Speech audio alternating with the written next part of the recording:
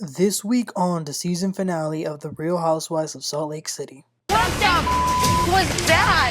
No, I'm saying that's what she just said to me. Why would you say that? Don't touch me. Low. I can't even breathe. Yo, what is up, everybody? Welcome back to the. We're going to be talking about the finale of The Real Housewives of Salt Lake City, season 5, episode 16. Let's get right into this.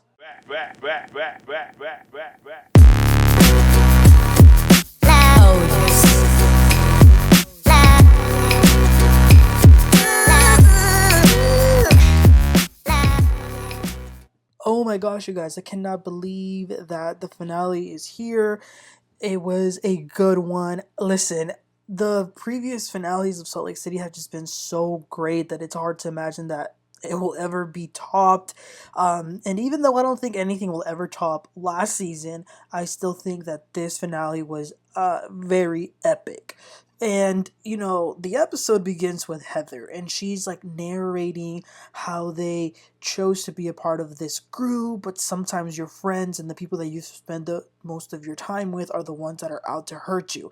And so it shows each individual woman with like a scream behind them, and it's also foreshadowing this very finale. There's all of them at a dinner table sort of screaming at each other, and then the women the next morning talking to producers saying that they see a point of no return. I've always said that with Salt Lake City, their editing is like in a whole other level. It's so dramatic and I love it. So the actual episode starts 24 hours before all of this mess, and everybody's waking up. They're still in Mexico. Now, last year, the Real Housewives of Salt Lake City did something that had never been done before, which was that their season finale was when they were still in their cast strip. And it looks like they did this a second time in this season. So they're still in Mexico, and everybody is waking up. And then Heather is talking to Meredith about last night and how Meredith went off on all of them, including Heather, because, she says, Meredith, you never screamed at me before. And Meredith says that it's because she doesn't want people to talk about her marriage, and then she says that she's got some headache. I don't know. Listen, I don't know. There's always something with Meredith. Always. In the words of Nene, where is your scooter at this point? So then they get ready because Heather planned a brunch. And she planned it for all of them to dress up as Lisa Barlow.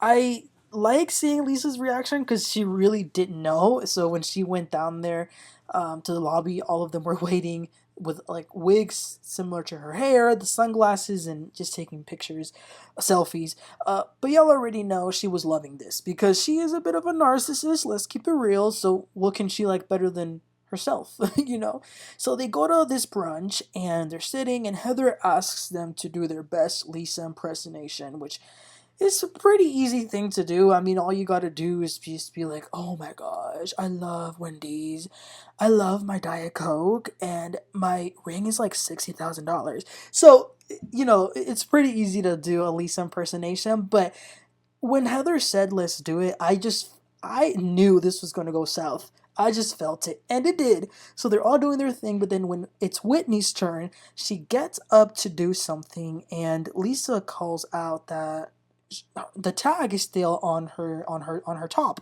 And Whitney pretty much says, yeah, that was the point because you're fake.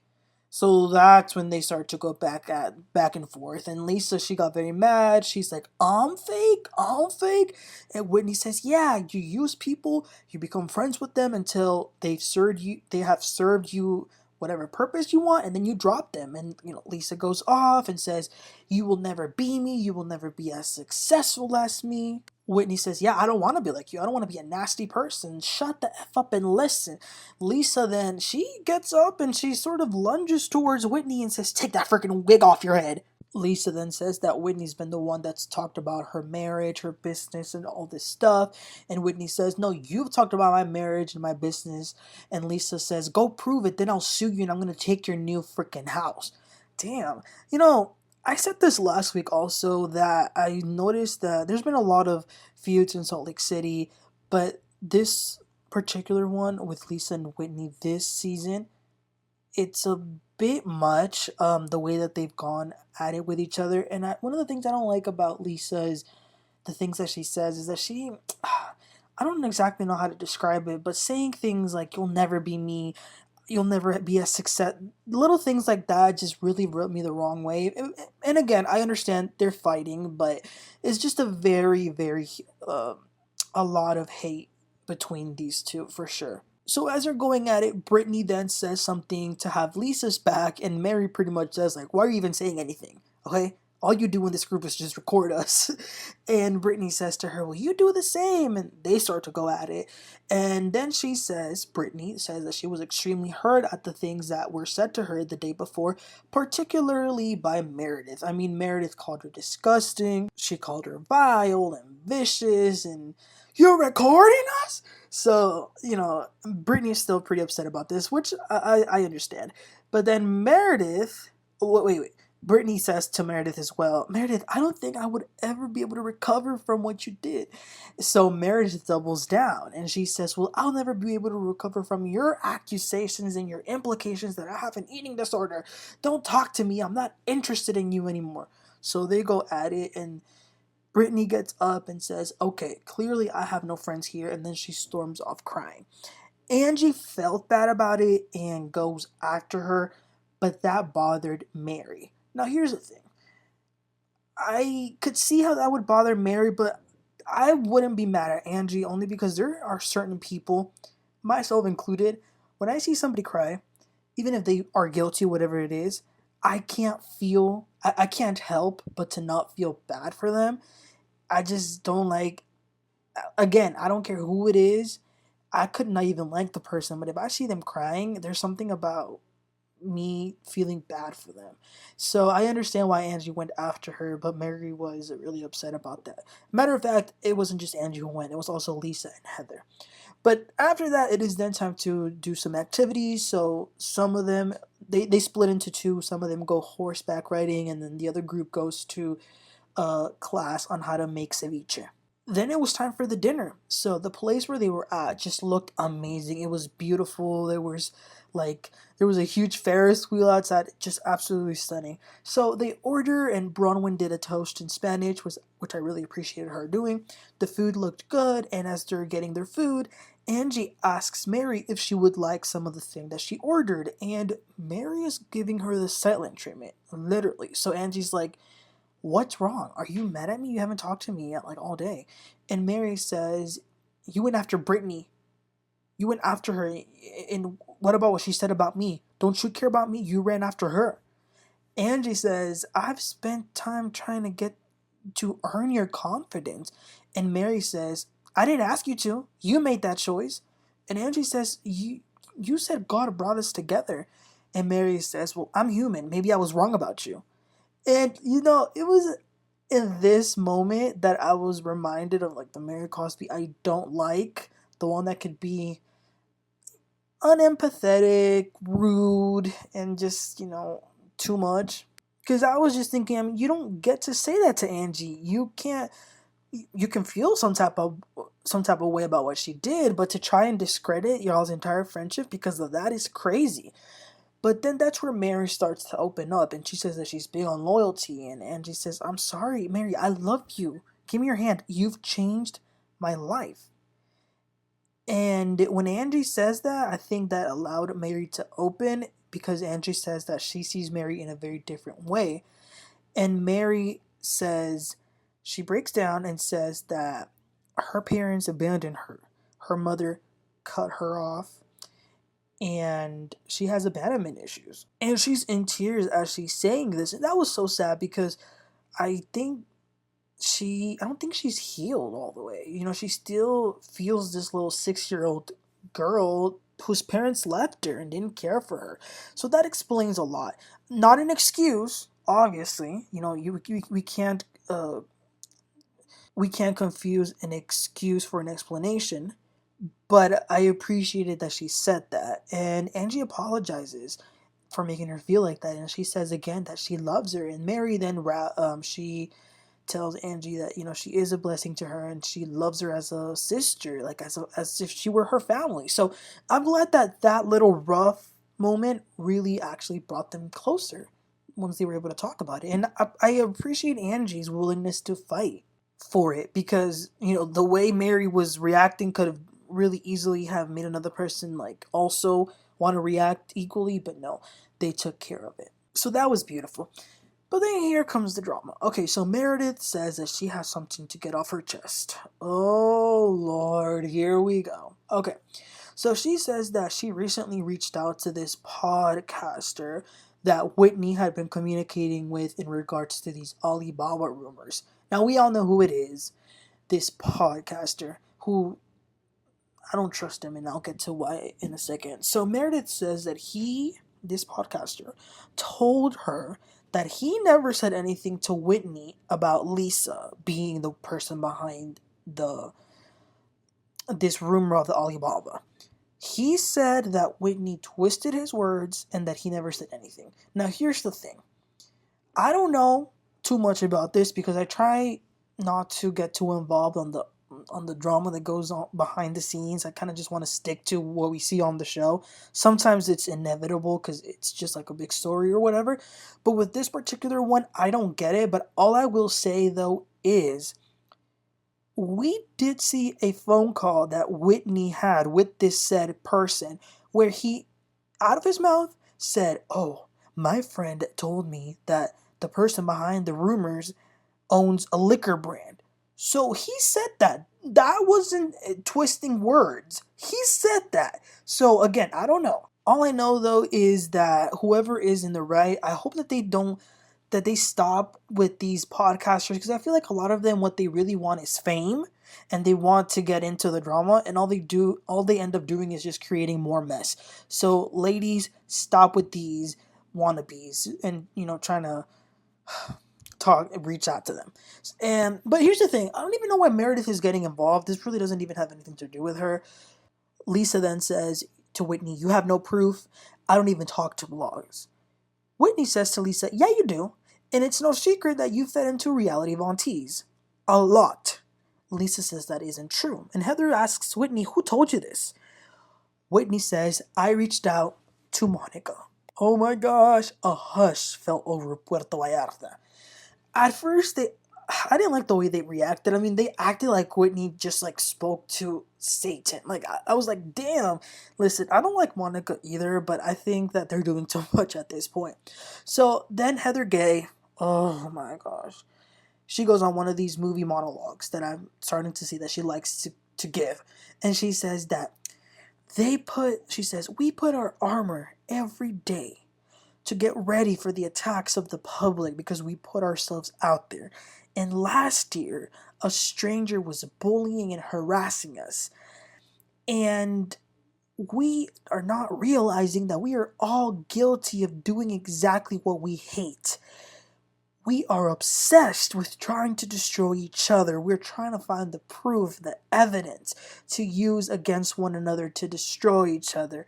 Sure, we didn't have a burn book like the one in Mean Girls, but we have all said and done horrible things that live on our phones." So then she gets an idea. She has an idea for everybody to get on their phone and find the meanest thing that they've said about each other, and then have that other person see it and read it out loud. Heather says that this way they'll be able to deal with it and be done with it, to burn it. So they actually do it. Mary goes first, and hers was about Heather, and Mary pretty much said that the fame went up to Heather's head and that she changed a lot and that she's gotten more mean. But it's, in my opinion, it was actually not, I wouldn't say that was mean. I would say that was a very real thing to say.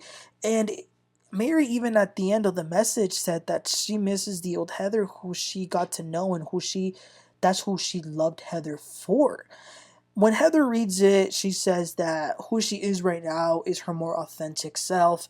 But I'm going to have to agree with Mary on this one. Heather season 1 and Heather season 5 are absolutely different people. And I understand people change, but I do feel like Heather's gotten a little bit meaner. That's just my opinion. Then it's Britney's turn. Hers was about Mary. And the rudest thing that she said about Mary is that she didn't want to have her over for tea.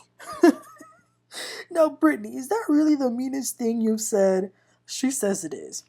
But then Bronwyn goes. Hers was about Britney, and that one was definitely harsh. This is when we start to get to the mean ones. So Bronwyn had said about Britney that Britney was emotionally manipulative, that she rentified her kids, that she trauma bonds in relationships, and that she has too low of an intelligence level for this group. It was bad, but Bronwyn says, I am sorry and I would like to try with you again if you want. So they seem to kind of work it out. Then Angie goes. Hers is about Bronwyn, and I love Angie, but I thought hers was also extremely mean. In the text message, Bronwyn reads it out loud, and it was saying that Bronwyn was smart for marrying a man who had one foot on the grave and the other on a banana peel. But then Angie in the text message says, I'd rather be self-made. Bronwyn is nice, but she doesn't listen because her ears are too tight. She wears a hot dog outfit to remind us that she sucked her way to the top. Oof, that's a lot. And again, I love Angie, but don't make jokes about death. And you know what? Life is so unpredictable. Todd could outlive all of y'all. We never know. So let us not joke about that type of stuff. Heather then goes next. You guys, when I was watching this, I was like, this is crazy. They're doing a live burn book. I mean, what other show are you going to get this from? Okay, Heather goes next. Hers was about Whitney. And my, it was real bad too. It said something to the effect of, Whitney is a low, thirsty piece of, she sells herself for fame. She's a snake. She can't be trusted. I can't believe I carry her products that don't even sell. Oof, Whitney took that hard. But then Heather says that she didn't mean it. She was hurt and frustrated, and that's why she said it, but she's sorry.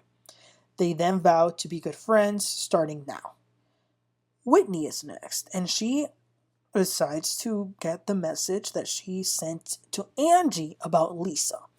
The message read that Whitney was out at a party with Justin, and a woman approached them, offering herself to be a third in the bedroom, and that Lisa and John could vouch for her because the girl said that she had made out with Lisa while jerking off John. Oh my gosh, that's crazy. Lisa says, what the F is that? She then tosses the phone back at Whitney and says, that's not true. You've denigrated my character, my marriage. And Whitney says, I know, this is the worst thing I've said about you, and that's why I'm bringing it up. But you guys, Lisa is equally mad at both Whitney but also Angie. Heather says, Lisa, that's the point of this. We're supposed to talk it out. But Lisa is livid. She's not letting Whitney talk because she says that Whitney took it to a whole other level. And she's calling Whitney names. But she also starts to go at it with Angie. And she says to Angie, you've effed up 3 times and you're out. Why are you doing this? I've heard Sean does circle jerks. Would you feel about that? Whoa. Angie then gets up, grabs some of the flowers from the table, and throws them to Lisa's face. Now, I don't know what that means. I was going to Google it, but I'd rather not. But I'm going to take that it's a sexual thing that's probably bad, given Angie's reaction.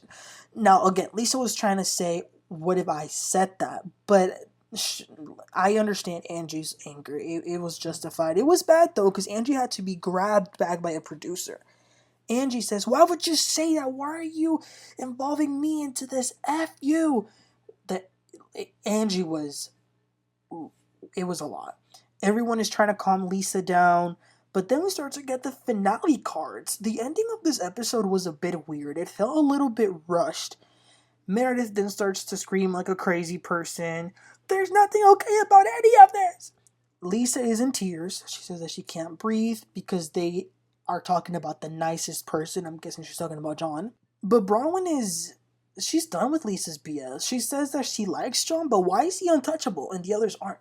And she's right. The Barlows are not some archangels that can't be talked about. Lisa storms off. Meredith does as well, which I find to be pretty cowardly. I mean, everyone else sat back and took it. Why didn't they? Wow, Heather.